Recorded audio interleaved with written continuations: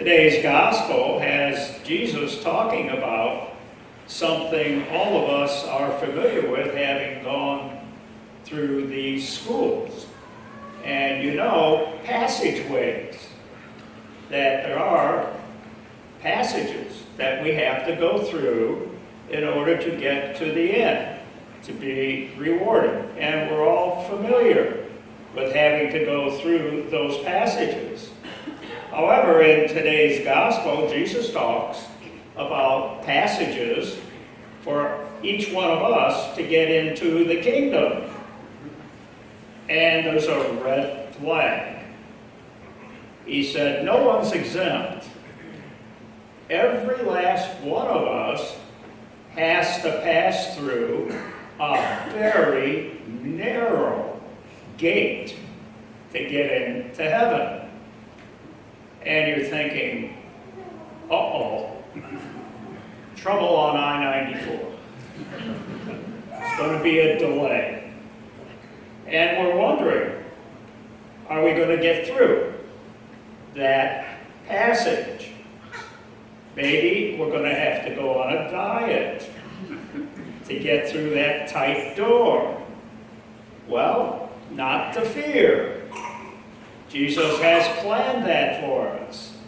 He will get us in good shape to fit through that door. And we all know it's Lent, where we get in good shape, that we try to do away what hinders us, making it through all the passageways in order to arrive with St. Peter at the gate. And we will have no trouble getting through there. He will take care of us. So, today's a good message for us to think about those passageways. That life is a series of passages. They're narrow gates, and no one is excused. All of us have to make our ways through the passages, the passageways of life itself. So basically, you can divide it up any way you want, but there might be 4 general passages that all of us have to go through. Passage number 1. In the first year of life, a baby struggles to take his or her first steps.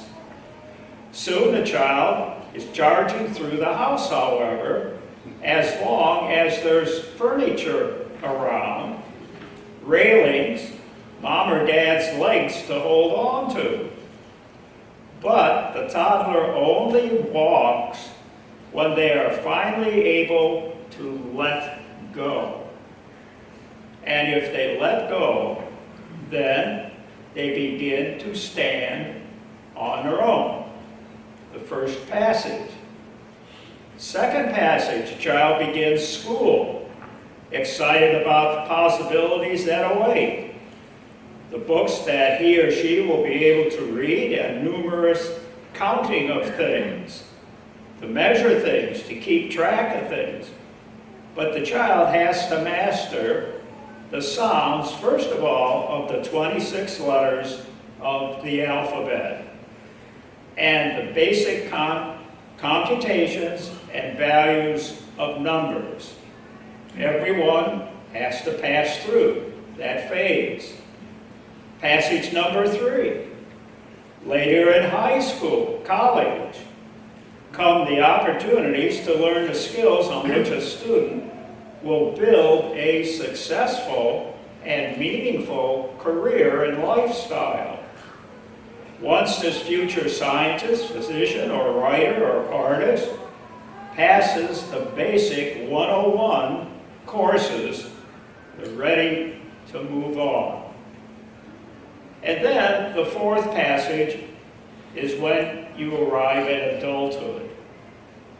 And then one day, now an adult, you meet someone else.